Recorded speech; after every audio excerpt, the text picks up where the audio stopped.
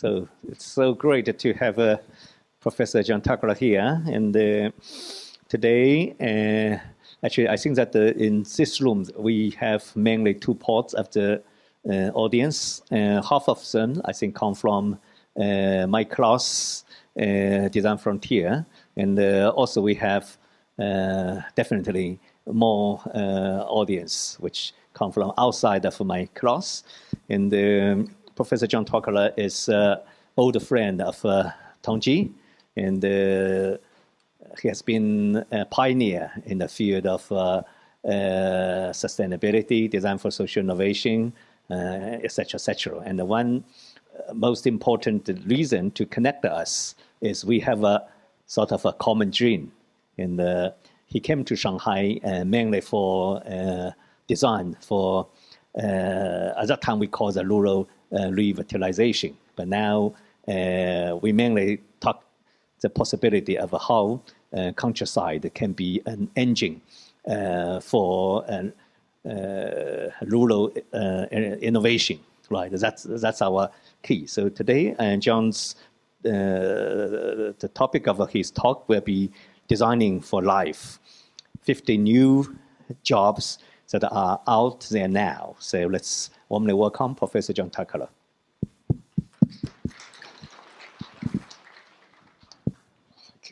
Thank you, Lo. So the title is the result of conversations I've had over the last 10, 12 years. So I have a certain reputation as the guy with the positive attitude to the potential for sustainability. And I describe projects that I see around the world, and I meet people who say there is hope, there is the possibility for transformative change. But more and more over the last 10 or 12 years, after I've told my happy-making story on the stage and I go outside, somebody will come and say, it's a marvelous dream that you've told us about, John, but I need a job. And this lecture is my attempt to listen to you seriously about that question and to say that I can't magically provide you with a job, but there are real jobs out there emerging in many different contexts for which everybody in this room has the potential to become part of. Not that it will be an easy journey, but that if at the end of the hour where I'm going to speak, you feel I have let you down, you can come and throw water at me. But I've tried very hard to look for connections that realistically are a pathway that most of us here could take. My talk is in 3 parts. So I'm going to begin with a few minutes about myself, not because I necessarily like talking about myself, but because my strange and rather indirect history with different experiences may give you the opportunity to decide whether to take seriously what I say, but also because I'm pretty certain that for all of you in this room, your futures will be even more uneven and different and unexpected than mine have been, because we're entering a world in which straight lines through one career are no longer going to be the norm. And so the curious way in which I've navigated change in my life, I think will give you an idea about where you might end up, because I can tell you for sure that I haven't ended up where my father wanted me to end up a few years ago. So, who am I, what am I doing, and why? So I'm an author, I'm a curator, and I'm an advisor. I'm not really a professional teacher, I'm not a professional researcher, and if I have a profession, it's philosopher and journalist, and those are the kind of practices that have shaped my career, as I will explain. Back when I was a student, I was a not terribly brilliant student, but I did study hard about what philosophers had to say. So I spent 4 years having lectures, reading books, and if you can see the incredible attention I paid to this little volume, I don't really understand what I was reading then, let alone why I marked all those pages. But what has stayed with me throughout my life from that period are 2 subjects: the meaning of the word nature and the meaning of the word value. And so I took from my philosophy training, if you could call it that, a curiosity about what those 2 words can mean. And of course, philosophers much more serious than me have discussed that for thousands of years. So it's not as if I have a brilliant solution. But after I did philosophy, I had to get a job. I got a job in newspaper journalism. This was in England at the time. And on my first day in my newspaper office, the editor said, "Ah, Mr. Thackara, I hear you have very fine and elevated ideas about philosophy to share with our readers." I said, "Yes, I'm so keen to help." He said, "Well, let me just give you a reality check. In the newspaper business, the words that you write for our newspaper on one day, people will read them very quickly, but the next day your words will be wrapped around the body of a dead fish. And there's a newspaper, there's a dead fish. And for those of you who've had the fish and chips experience, it's part of the culture that they should be wrapped in newspaper." So that has stuck with me more than my philosophy of 4 years, was that one conversation when I was told, do not regard your words as having some kind of higher value than the moment in which somebody reads them. Think of your words as attracting attention to a conversation, not as something which will last throughout history. So that was the second part of my history that has stuck with my work until today. But with that curiosity about nature, with that curiosity about what is value, it is true that I spent many, many years traveling around looking for examples of real people in real contexts, in very diverse situations and geographies, and basically looking for newspaper stories. Because I was told by my boss, do not write in abstract terms about this subject, write about real people in real places, what they are doing, what is different about what they are doing. And so that is what you see there is a cross-section of encounters I've had all my life with people in the different places, meeting their daily life needs in different but often very wonderful ways. For the most part, because I was trained as a journalist for looking something different, I gravitated towards the edges of the mainstream. So without having a plan, I just find myself looking around on the edge of the mainstream for people doing something that might be different. Then I didn't want to just travel around. Now, why this is... I'm losing the... Oh, here there would have been a very beautiful scroll of my blog, but this is not going to happen, which I wrote about started a blog in 1992, just after the internet was started, not long after the wheel was invented. So I've written down the encounters that I had, and my job in writing as an author was, what is interesting about this story that other people might find inspiring for their own work, even if it's not something that they copy. And so I did that for all day, I still do that. But from time to time, I would get all the best stories from a few years and put them together in a book or a publication. I realized when I was putting this talk together, roughly speaking, one every 5 years. So I know many of you are contemplating books or have written books. As you know, it's absolutely a terrible and horrible thing to do, but it's very good when you've done it. And so I've done a book every 5 years that, in one way or another, they're not a theoretical book, they're a collection of the encounters I've had with people doing things differently, which if you add them all together, is quite an interesting and diverse landscape. I'm especially thrilled that 3 of those books have been published into Chinese. Thank you for Tongji and Professor Lo for the middle one, which was published first. In some way that I don't yet totally understand, the books in Chinese have not come out in chronological order. So the one on the left I was given 6 months ago, which I actually wrote in 1987. And the one on the right, I wrote in, anyway, it's one of these mysteries. I assume that China operates on a more sophisticated time scale than the West, and that things don't have to go in a particular order to make sense. But we go and visit projects, I meet people leading projects, and then for a period of 15 years, I organized a conference in Amsterdam called Doors to Perception, to which I would invite people to come and speak who had an interesting story to tell. It was a very cool conference. It was a bit like the European TED. Lots of people, 1,000 people sitting in a big darkened room, a bit like this. They were exciting times, and after about 8 years, we moved it to India and did the same kind of thing there because our subject, which was social innovation, technology, and transition, it just made more sense to have that discussion in India, which is a much more complex and messy, but also exciting place, to try and understand the landscape of systems from within the system rather than in Amsterdam, which is a bit like a kind of playground. So yes, we learned a lot, but at the end of the day, those conferences were a bit like you are now. They were sitting, watching somebody else speak and present. There was not so much interaction until afterwards between the people to discuss what they just heard. So from about 2007 onwards, I started to organize social innovation festivals of much smaller scale, which were about principally the people leading a project coming to meet each other to say, what are you doing? Here's what I'm doing. It was very much more of a peer-to-peer environment. And it was just 10 times better energy on the smaller scale than when you have a bigger room with show business and rock stars from the internet and so on. This was one we did in Northeast England. Here's one I did in France called City Ecolab. And that was, again, to demonstrate for the purposes of my host that actually there's a lot more happening in your own backyard than you probably realize. So when one is given the fun job of doing a biennial, they normally expect somebody like me to bring my friends from other far parts of the world and to show some exotic object that they can look at.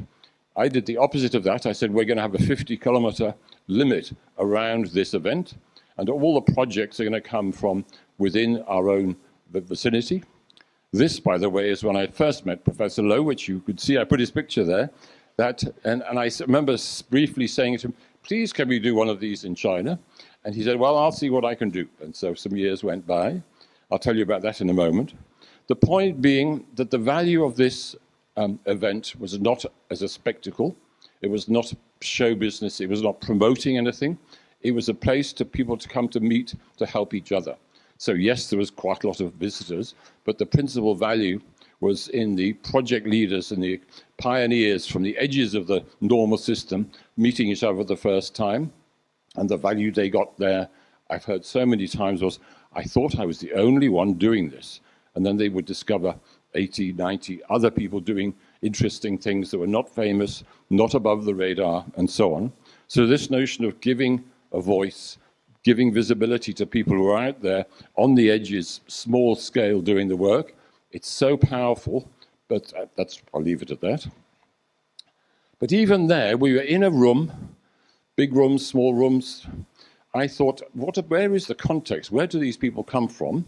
And it's because they have these amazing stories to tell. What could we do to maybe go to the source?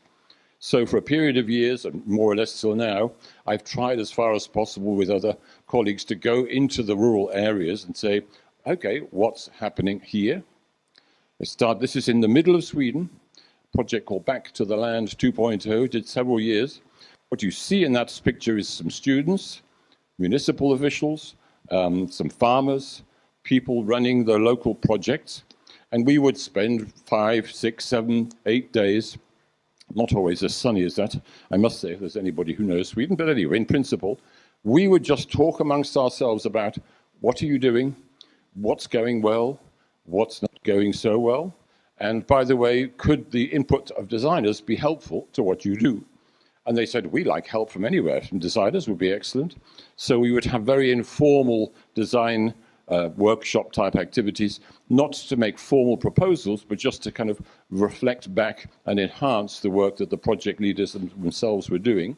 But our work as visitors, absolutely crucially, was shaped by and informed by the context that we were in. We were in their context, not them coming to our context. And I think that's what people have called embodied relationships, relationships in a place, one body to another, breathing the same air. It's pretty much the quality threshold that I think shapes what we're going to be doing in the future. Flash forward a couple of years, and then Professor Lowe fulfilled his promise and invited me to help him with the Zhangyang Country Living Festival. And we had this huge space, but the basic principle was the same. Bring to this space people who were doing projects of an innovative nature that involved new ideas, but most importantly, new combinations of people. And I was most proud, my main contribution to this whole event was the herb tunnel that you see there from Biofarm here in Shanghai. I said to one of my collaborators, could we have a herb tunnel? This is what I learned about how amazing China is. And my colleague made 2 or 3 contacts on her phone, and the next day, all these pots of herbs came, some magical material to put the pots in, and it was all done within 24 hours. So that's when I realized that China was a different sort of place. Anyway, the point is, so you go into this mélange of projects with the smell of fresh herbs as your main sensory input. So I was just very happy about that. That brings us kind of until now. And last year, some of you must know about this, we had the publication of the Design S Manifesto. And it basically, from my sort of perspective, it kind of concludes an evolution of ideas and practice which has been brewing for quite a long time.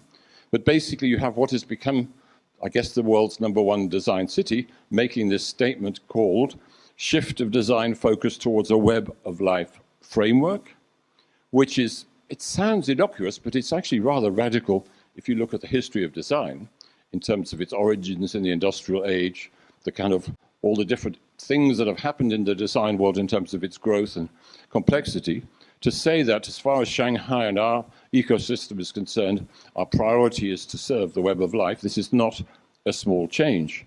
It didn't just happen in this document. It's basically the result of lots of small changes which have been happening, which is a kind of a metaphor for my own journey. So that's the story. That's for you to judge whether or not to take the next bit seriously. But as I said at the beginning, I want to describe very quickly and not in great depth jobs that are happening out there in which people with design backgrounds of one kind or another are making a material contribution.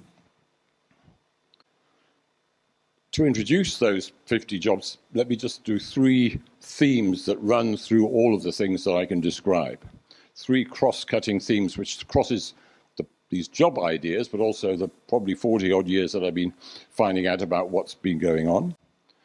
Cross-cutting theme #1 is that the well-being of people and the well-being of nature are a single story.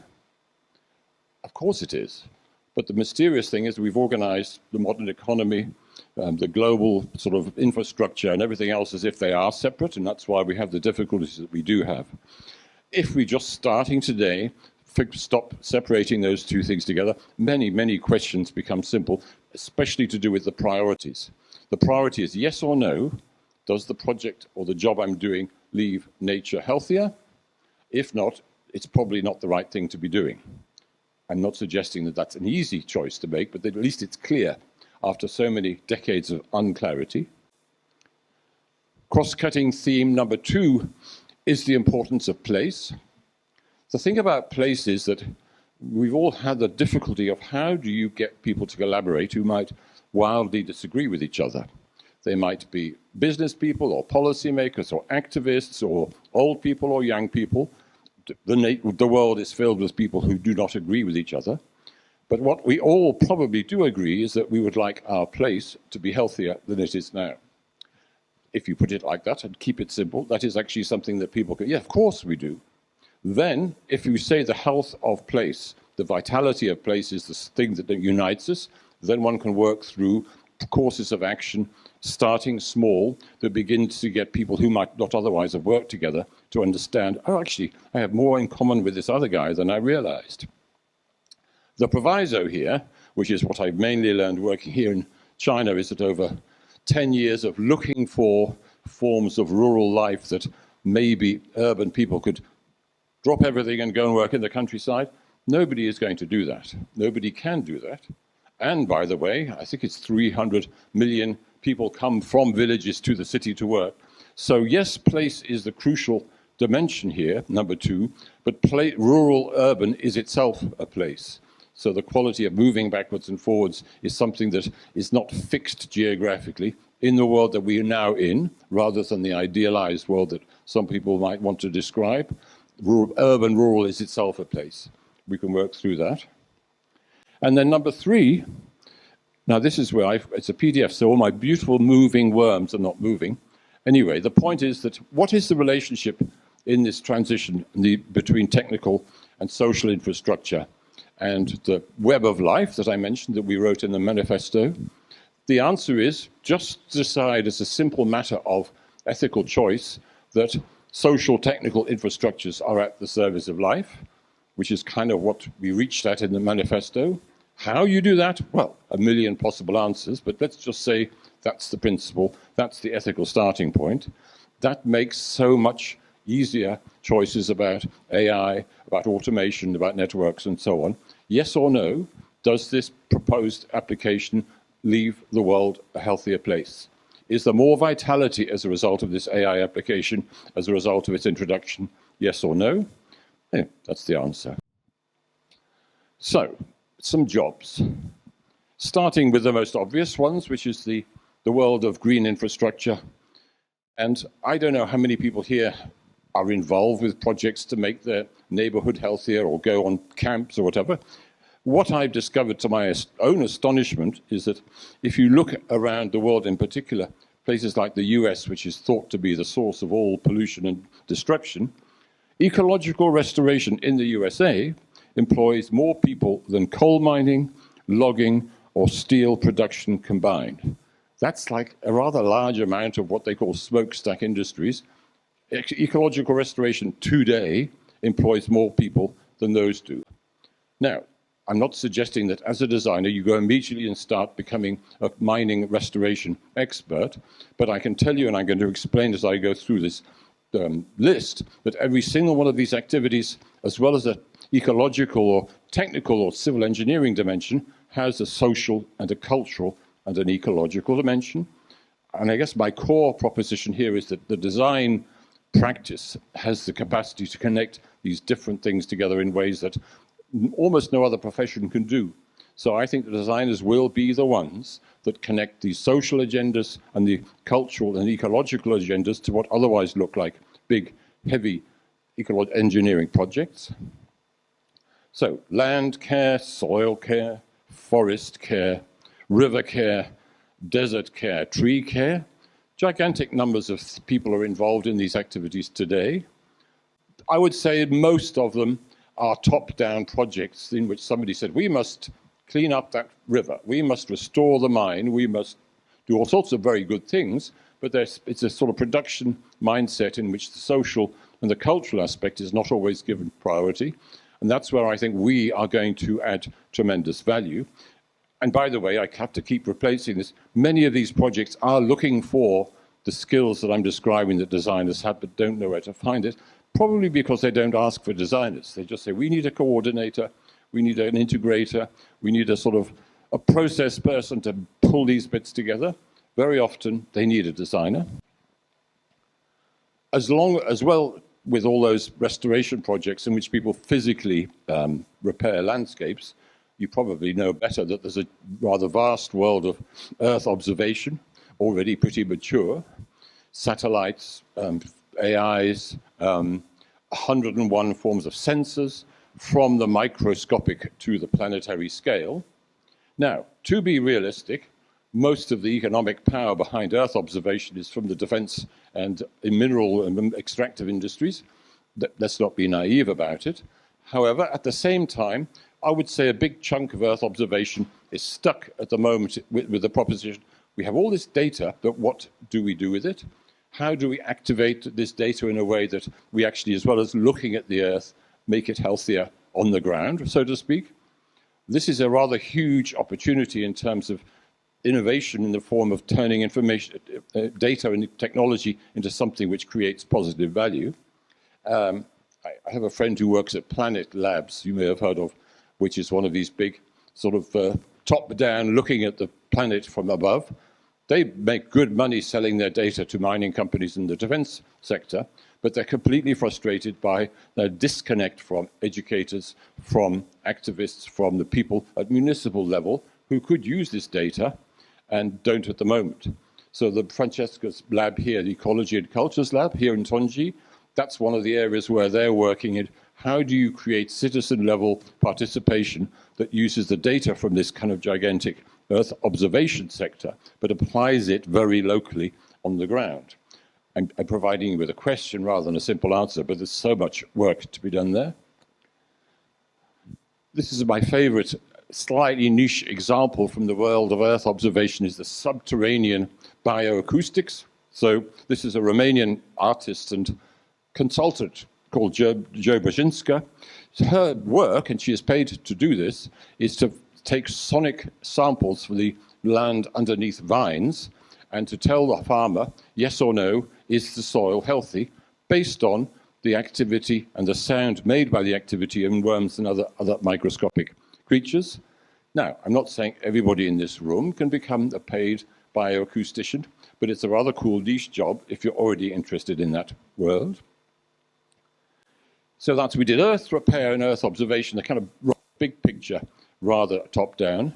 I want to go to the sort of really, it's the most unlikely, but also I think where the biggest opportunities are going to lie, namely the universes of soil care. Now, because it's a PDF, you're not seeing my magical picture. I personally knew nothing about soil. I wasn't interested until about 8 years ago when I saw this animation by a man in America, an ecologist called Julian Lieber, who makes these micro-myzel fungi cross the forests underneath what I thought were dead leaves. There is a universe of life underneath the apparently dead floors of forests, but also in cities, in which is the potential for tremendous progress in making our soils healthier. Why does this matter? Because soil, I think people are beginning to get it, it's no longer a controversial subject, is a source of wealth and prosperity more than purely artificial environments. Soil is the basis of life. No soil, no food, no people, no economy, no Shenzhen. But the point is that we haven't until now had the infrastructures of, let's look for soil care as a positive economic contribution. But that is where the social and the cultural is now driving change to an extraordinary degree. So what you're seeing is city and municipal governments saying, okay, never mind, in the countryside we understand farmers, agroecology, natural farming. Yes, they will look after soil because that's their business. But cities now compete and consider themselves to be successful or not successful on whether they are healthy places to live and to work. And cities are beginning to understand a healthy city depends on the health of the soil that we are sitting on. What do we do about that? Good question. So the notion of municipal and urban soil care as a form of infrastructure is becoming a serious investment, and I'll show you some examples in a moment. I just wanted to mention the three words there, rhizosphere, phylosphere, and hydrosphere. If you decide to drop everything today and to go into soil care, you can divide your career into 3 bits. So the rhizosphere is everything happens with the mycorrhizal networks in the soil, their health. The phylosphere is all the leaves of all the vegetation in a city, and the life on leaves of growing plants is an incredibly rich source of information, but also how you actually look after plants, and better or not so well. And the hydrosphere, I guess, is more obvious, is what happens in the water. The point is that this is already started on the edges of our normal world. This is a picture from Western Australia, where they're doing very serious work on mining restoration. Now, mining justifiably has a pretty terrible reputation, but what's not so well understood is that most mining concessions have in their contracts clauses saying that when you finish mining, you have to make good the land that you've spent 20 or 30 years destroying or damaging. So they have a legal obligation to spend quite significant resources on restoration. And the next generation of restoration of mining areas says not just, so to speak, fill in the hole, but bring back some elements of the ecosystem that were here before we came in with our machines and dug it all up. And this is where the whole subject of recreation of ecosystems based on fairly advanced science becomes interesting. So, to cut a long story short, eDNA metabarcoding gives you the possibility to discover what sort of life was there before the mining, not just plants, but creatures, microorganisms. You can get a rather good picture, and not that you then recreate it as it was before, but it gives you a very rich tapestry of the things that you can do to create life which is appropriate to that place. Now, the design angle here is that information needs to be organized. It's an inherently multidisciplinary process. All sorts of different kinds of people need to be involved and are being involved in these mining restoration projects. Brazil has got, 20 or 30 amazing. Is anybody from Brazil here? Anyway, Brazil is a world leader. Go and find out. But this is my favorite example. It's a European project, city of Lille, which is a classic middle-sized post-industrial city. It had several generations of industry, rather toxic processes of industrial production. But the city fathers of Lille have said, we will not accept just being left to rot in our poisoned land. We want to be a healthy city. How do we therefore make our city healthier, including our soil? Which is where a rather amazing ecologist called Jermaine Moulemans comes in. He is looking at techniques for the many, many different ways in which bits of soil in that, as you can see, terribly damaged and polluted environment can be improved in their health. It's multidisciplinary in which the participation of citizens, the participation of local businesses, municipal officials all have to be coordinated. And that, to me, is a design job, and indeed for them, they say, we need somebody to coordinate and provide kind of clarity to this complicated activity. There's also a research element to it. These are some colleagues in Scotland who are saying, how do we make soil care, less kind of boring, and how can we make it more interesting? I'm just going to leave that there because I'm running a bit late. But just as final evidence that there are actual paid jobs in urban soil care, this is a group, an organization in New York City, of all places, called the Urban Soils Institute. The people in that picture, 3 of them have a job, 2 of them are researchers, and 1 of them, I think, is a volunteer. The Urban Soils Institute does soils testing, education, physical kind of database collection and so on. And they are funded by the US Department of Agriculture. And they even survived the Musk sort of triage of all this work. But the management of the city of New York says, if we are going to be a healthy city, global center of business and activity, we have to be a healthy city. So the Soils Institute for them is an essential infrastructural funding activity. And you can then tell me which bit of that work, soils testing, education, have as a design element. The answer is all of them in different ways. Another subject is depaving. So imagine that all the soil in the world that is covered in asphalt and concrete could be set free, something that activists have said for 20 years, free the soil. Freeing the soil is no longer a kind of slogan of activity. It has become a mainstream activity of cities. It started in Portland, Oregon in 2008 when the depave movement did indeed begin with the activists kind of illegally digging up car parks outside shopping malls and hotels and so on. But fast forward to 2020 and the city of Chicago, the Windy City, one of the most car-based cities in the world, said we are going to make depaving a priority. And what you see here is people depaving the asphalt car park outside a school, in which the school principals, the parents, the students are doing work as volunteers, but there are professionals in terms of scientists testing the soil, designers organizing communications and teams and so on. It's not a traditionally obvious thing, but the point is that it's no longer fringe. And this blew my mind last week.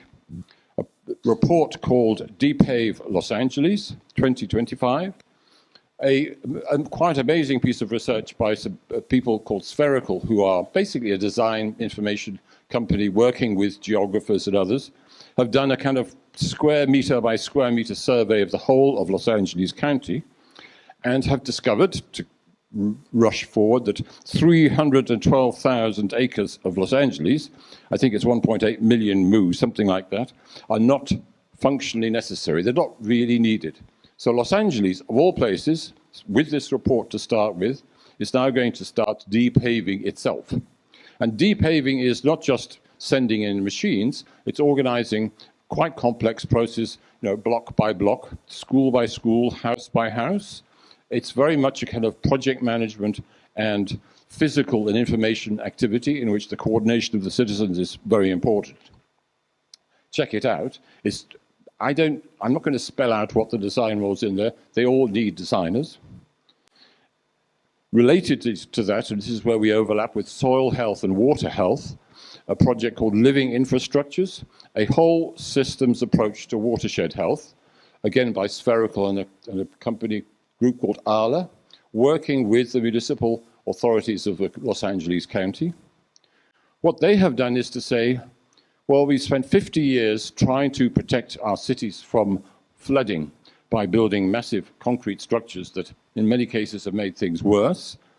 But all the scientists and the ecologists and the people who know say we need to do things on a much more micro level. We need small-scale interventions, almost at the level of individual houses. That's how nature works, so that's how we should adapt to climate change and the danger of flooding. But how do we get the average citizen to take any interest or let alone participate in intervening in their street?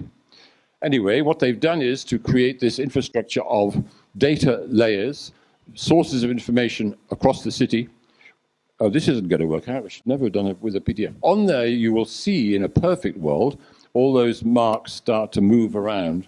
So what the platform does is if you're a citizen in your house, you can look up your street, and when it's raining or when the rain is of the forecast, see where the flooding occurs, almost to within a few yards. Then you can then contact your fellow citizens in that block, in that neighborhood, in your street, and say, shall we dig a rain garden? Shall we plant some trees? What can we do to stop this water accumulating and causing us damage? And then when it becomes magical, you can then, the system, the platform, translates your micro-level proposal into a grant application to the city, which has something like 70 different pots of money to get money for small projects to do with improving your neighborhood. And it kind of translates the language into the language that the system got. This is where the LLMs come in. It takes your wish to dig a rain garden in your street and turns it into a grant application that can be funded. So the city already has something like $300 or $400 million available to spend on this activity, but finds it so hard to find ways of giving that money to small-scale projects. And this is, to me, pretty central to what designers are really good at, is translating either technical or administrative logic and information into something which citizens could understand, and then having a two-way process at the end of which people start to make their street healthier. So we've done earth and earth care and distinct waters. Professor Lowe and I went to a conference in London a few months ago called, Our Water Cities. And it was so fascinating to hear that different cities of the world are really taking seriously the notion that flood control is a very old paradigm. We don't want to just build massive structures to keep water away. This is the bad side of climate change. Cities ranging from the local water side up to regional governments want to have multidisciplinary, multifunctional ways of relating to water. And in many different parts of the world, people, like I said with Lille, where they said don't take defeat, don't be defeated about how bad your situation is. Places where the water is really bad, people, including designers, are saying, let's see what we can do with a multidisciplinary approach to make things better. This is some friends of mine called Herbs in Bombay, in Mumbai, who for many years now have collaborated with local citizens, fishers, municipal officials, and they've said, okay, this river is really in terrible condition. Can we please find out where the pollution comes from? Can we work with the people who are responsible for the pollution? Are there physical interventions we can make? Are there scientific interventions?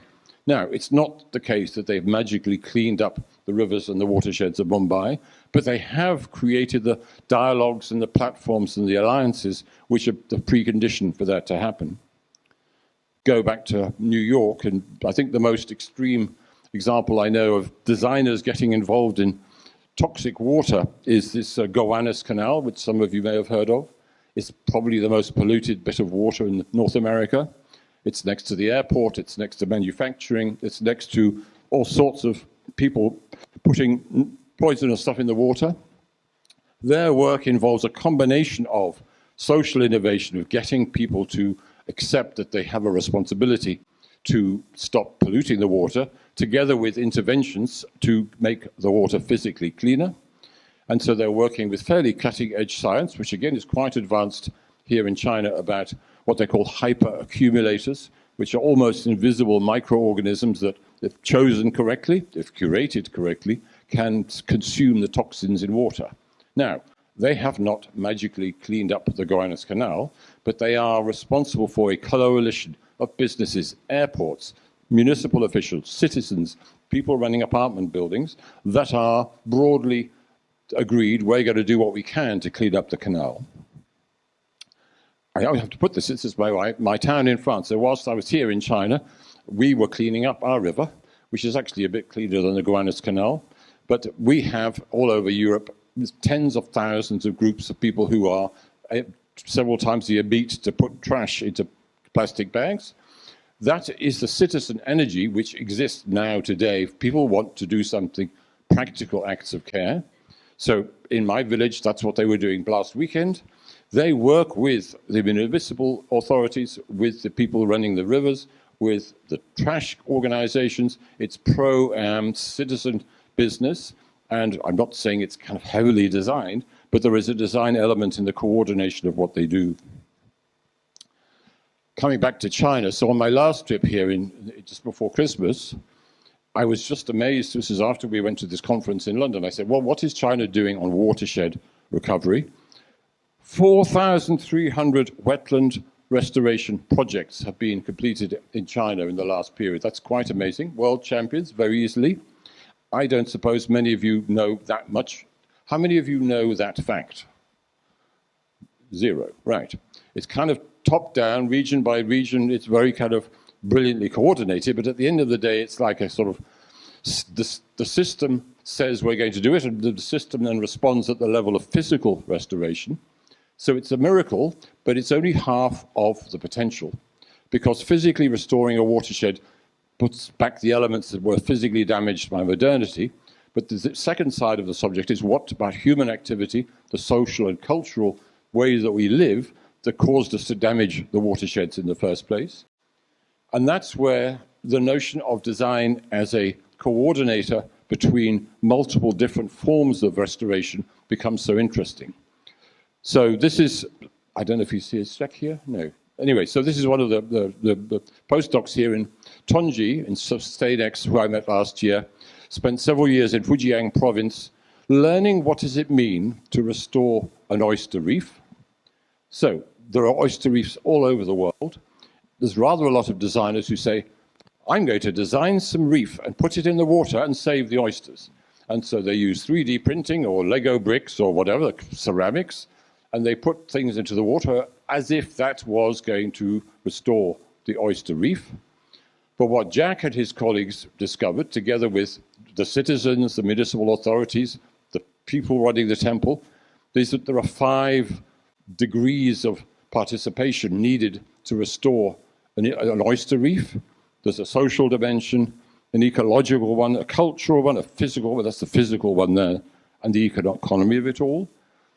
Read the papers. I hope you can see that. It's a very, very complex story in which service design, design strategy, economic aspects, cultural and ecological expertise have all been brought together. Now, it doesn't have a happy ending because the funding stopped, but the point is, this is where the future lies, where everybody understands who's been involved in reef restoration or versions of it.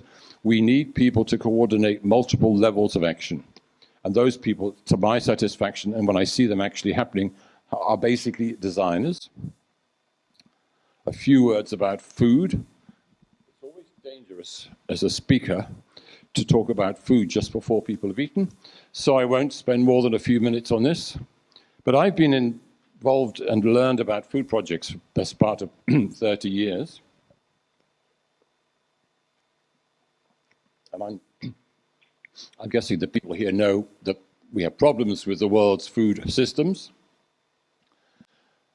The best way I could, and you wouldn't be happy if I kept on talking for 3 hours, but there's a lot of interesting things to be said and learned about food systems. Many, many forms of design intervention have been happening over the last years.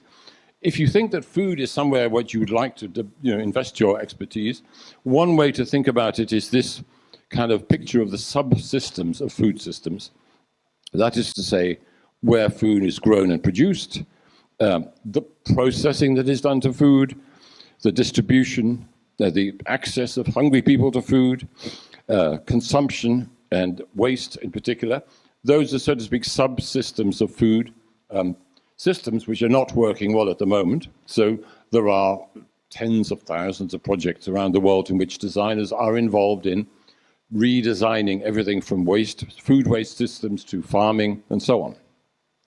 I'll just give you a couple of quick examples of a whole variety of things which are happening out there and which I've been learning about over the last, 15 years. For example, farm-to-table design, changing the relationship between the people who grow the food and the people who eat it. I showed you all those subsystems. For the best part of 10, 12 years, people have been looking ways to bring the farmer in direct contact with the person who eats their food. This is a group in England called the Open Food Network, but there are many more. This is one of the highlights of that show that we did in Shanghai, the Urban Rule, is the streaming platforms, which China leads the world in that. And you have, I think 30, 40 million farmers are now, in one way or another, doing streaming activities of one sort or another with the big networks as participants. The point is that there's a whole world of work to be done to help farmers get online, if they want to design forms of interaction, forms of communication. So this is service design in very kind of different complex ways. And it's not just about transactions. I think the main problem is that the big, the Alibabas and the JD.coms will help you make a transaction platform. They're not so interested in how can the farmer have a better relationship with his customers or her customers through time. So that, to me, is the next generation of using the streaming potential, is changing the social relationships between the people who work on farms and the people who don't. A third and pretty dramatic future opening up now is that food growing in cities. I don't know how many of you were aware, I know that not many of you are aware, because I've had this conversation before and in other places, that even today, between 15 and 20% of global food is produced in urban and peri-urban environments. In most cities, they see food growing as something that poor people do, or that we did in our past when we were farmers, and this is not something that modern, high-tech, modern cities or city regions do. That is changing in a big way, because cities are realizing two things.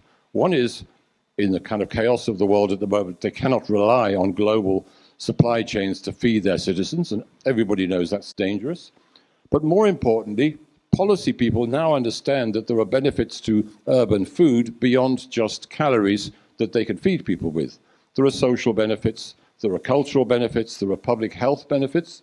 There are lots of ways in which the proximity to food growing and all over modern, high-tech, advanced cities is suddenly, in a very kind of wonderful way, becoming important. So in France, where I live, we've had 12 years in which people have said, how do we connect urban farming with the citizens in new ways? And all these lessons are now coming together, and this is a designed kind of a toolkit for cities. How do you improve your urban farming infrastructure, not just as physical spaces, but all the 101 things that need to be done to make food farming not just efficient in economic or calorie terms, but social benefits and cultural benefits as well. This is some of you may have heard me talk before about the bio-canteen movement. It's quite a miracle. Ag-tech, Shanghai is super keen on agri-tech. The whole of the world is super keen. Wherever you find engineers and scientists, the agri-tech is marvelous. Agri-tech is a bit marvelous, but agri-tech is completely a sort of short-term bubble at the moment, in which the lesson that I keep repeating is that technology has long-term value to the extent that it serves life. Not that it extends the bubble economy or the startup economy, to the extent that it supports life. So yes, agri-tech is important, but we need to make the correct choices about where it's going to be used. And this is where I can give you some very practical advice about, if you're keen on agri-tech, great, but talk to the people who are expert about what the farmers themselves actually need. So this is, I've shown this story many times, how do you manage a compost system in food waste in a city? answer. Complicated story, but you need to know the temperature of the compost heap so that you can decide whether to manage it on a day-to-day basis. So some people at MIT invented a distributed compost sensor program. That is an example of an innovation based on talking to the people doing the composting and the waste management. And on the left here, you can see some of the organizations around the world that are the grassroots farmers getting together to do the development and the innovation. There's in fact a network called the Grassroots Innovation Assembly, which represents, I don't know, nearly 1 billion small farmers around the world. That is the place to go if you want to find what farmers think they need. They need lots of tools and equipment, don't get me wrong. What they do not need is big tech companies selling them some very exotic, expensive robotic AI weeding machine, which will never work. And just here, a few weeks ago, you had one of the networks in China that has incredible knowledge about what farmers need. The community-supported agricultural movement, which after, again, 10, 15 years of slowly growing is now growing quickly. More and more farmers getting involved with changing their practices, are migrating from industrial farming to natural farming. If you want to know where the knowledge is about what's needed in terms of technology or other systems, go and talk to those guys. I'm coming to the end of my jobs. I'm not giving you one by one, but let me just finish. I know some of you are involved in the NICE project here in Shanghai, just next door. How do you revive a neighborhood? It's kind of it's not actually an easy question. Then when I was here last time, I saw this in the newspaper, step up rural revitalization efforts. So the government, the leaders of the country want this work to be done with more intensity and more creativity. What does this mean for you and your work as designers? I don't live here, so I can't give you step-by-step instructions, but I can tell you what's happening in Europe, where designers have said, yes, we can be part of rural revitalization. What you see here is a group of about 15, they're mostly design people, but they include a couple of municipal officials, arriving at a small hilltop village in the south of Italy, called Grottoli, which is half dead, but not completely dead.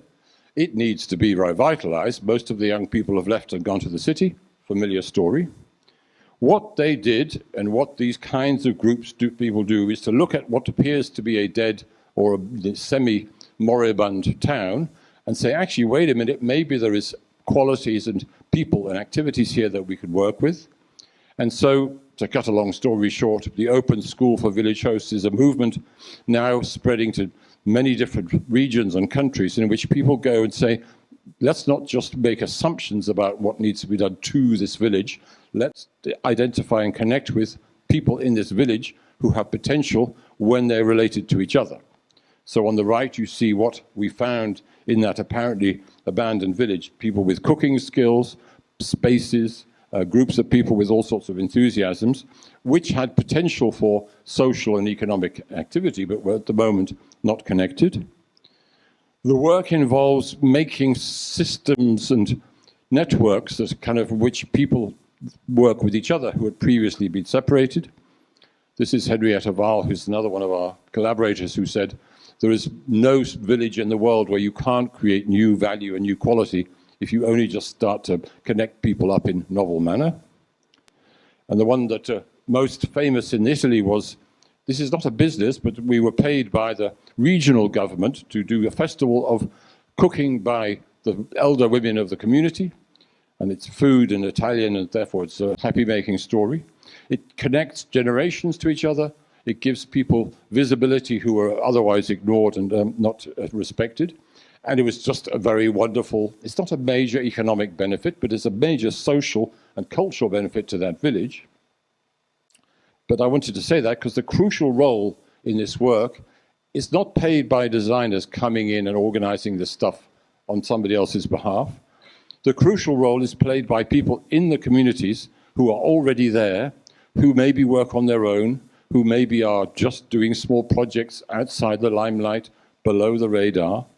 We call them village hosts, but the words don't matter. The individuals who are the lifeblood of most communities, who need and could benefit from help and support and connectivity, new relationships.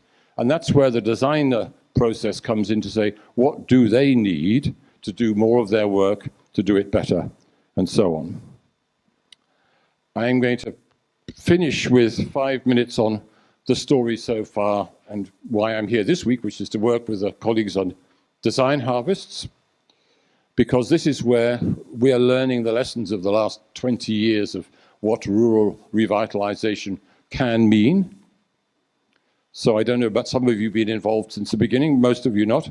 It's going back till 2008, I believe that's the correct date, when groups of designers went to Yongqi Island, would do workshops, would have pleasant experiences and begin to know what this exotic rural location was about. They, over a period of time, made maps and diagrams representing all the assets of that community that perhaps were not so visible to the visitor coming from outside. It was the beginnings of what I like to call the bioregionist campus. Everything they did in going to that island and making their explorations and meeting people was a form of learning, a form of experimentation. So the fact that they can make this extraordinary sort of landscape of people with farmers, people with skills, people with children, carers, whatever, those are, if you like, the actor map with the before. What comes next is, how do you then turn these separated and maybe disaggregated assets into a more vibrant rural situation? The answer was, well, not easily, but when that period of work gave us an idea, an understanding of potential. There's very large numbers of rural occupations that people are already doing, but which can be enhanced and transformed with the participation of designers. You probably can't read that, but we made a list for that big show of the rural jobs that we had identified that somebody was doing somewhere in China, which we thought were examples of something that could be learned from and replicated and borrowed from other people. So it was a kind of a to-do list in which we said, here is what's happening, how other villages and how other rural communities can benefit, we don't actually know. But what we had by that time, an understanding that rural revitalization with design involved is not a sort of global model that you apply as if it's like, I don't know, designing a road or something. It's multi-dimensional, multi-sectoral, multi-temporal, different time scales, different geographies. So yes, I do recommend you take a picture of this because I don't think I have time to go through it line by line. Those are activities that can be found by designers employed either by the project or by the municipality or by whatever, participating in rural revitalization. And that brings us to the work we did on Monday of this week. So we went with a group to Chedun Town, an hour from here or so, which is a potential site for the next generation of this kind of experimentation. And remember, learning the lessons of the previous years since 2008. And what you see in that picture is 44 people, of whom 3/4 were in one way or another a student, but a quarter were professionals in one way or another, practitioners from different sorts of rural development and enterprise. And it's a fascinating day. This was not like the whole thing, this is like an experiment, a taster, is that we arrived to find that there was a kind of legacy plan for that part of the region, which is what planners do, city planning with buildings and roads and a kind of what they call here a facility layout. Here are facilities. That is what traditional planning throughout the last 100 years has understood, buildings, roads, hard infrastructure. The design harvest approach is to say, we're not competing with hard infrastructure, with that we are doing care zones, services, interactions and relationships which put into the spaces between those buildings and hard things, social and ecological activity, which is not there at the moment. And so in an incredibly small amount of time, we had groups that looked at open kitchens, relationships between the farmers and the market, food waste opportunities. One group found a nursing home. There was a textile atelier with incredible, of high quality now. These are there now, But we have a generation ahead, I'm quite not sure how it's going to unfold, in which we provide ecological and social qualities that are not going to be capable of traditional town planning to do. So the relationship between traditional planning and building things and the social and ecological life, that's where the design opportunity comes in. And the traditional town planners know very well that this is needed. Just as an aside, in the UK, the new head of the Royal Town Planning Institute is an ecologist. And this is something everybody says, what on earth is going on? But this is like a very 300-year-old organization has appointed an ecologist to be in charge of the town planning profession in the UK. But what I then have done to this picture, I've added the job titles of people who were in that one-day meeting, who are the professionals. There was somebody who described herself as a countryside CEO. Somebody else was called a rural learning center principal. There was a rural project coordinator. There was an elder carer, a teacher, a village host curator, a product manager. These are people working together with, in one way or another, design backgrounds. They were invited to come and share this discussion. And I think that we had a most fascinating 15 minutes of the last 2 or 3 years was with two of those people when I said, I have the job of persuading a room full of skeptical people that there is work for them to do in this revitalizing the rural economy. And they said, they're both rather different from each other. They badly need people with the skills that designers have in very other contexts, product managers, project leaders, people who bring together in a commercial environment or in a municipal environment, getting projects done. That's what designers do. They want people like that to use those skills in the countryside. I said, well, do we have to train all these people how to do that work? They said, well, frankly, it's not easy to imagine how we would train people to do what we do. We've learned by doing it. But then I just then said, well, how many jobs are we talking about? So this is where I give you a special bonus from my 50. There are roughly 1 million villages in China, or so I discovered. Each one, according to that discussion, will at some point need its own designer to help it develop. I can't prove this statistic, I'm just telling you, because I promised you jobs. And I want to end on how to think about this moving forwards, because normally what people say, I want a method, I want a chart, I want a canvas. I thought the best way to kind of draw this to a conclusion would be to compare the way that Steve Jobs described his life building the world's most valuable company. And he said, ultimately, it comes down to good taste. Expose yourself to the best things that humans have done, then try to bring those things into what you're doing. So I think he's qualified to have an opinion about what good taste in the Apple era was. I like to think that we can go better than that. The design harvest era.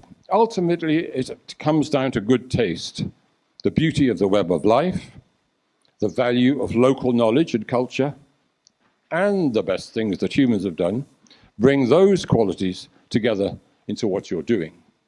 That, I think, describes for me what the design harvest journey is about, and I thank you very much for your attention. Thank you.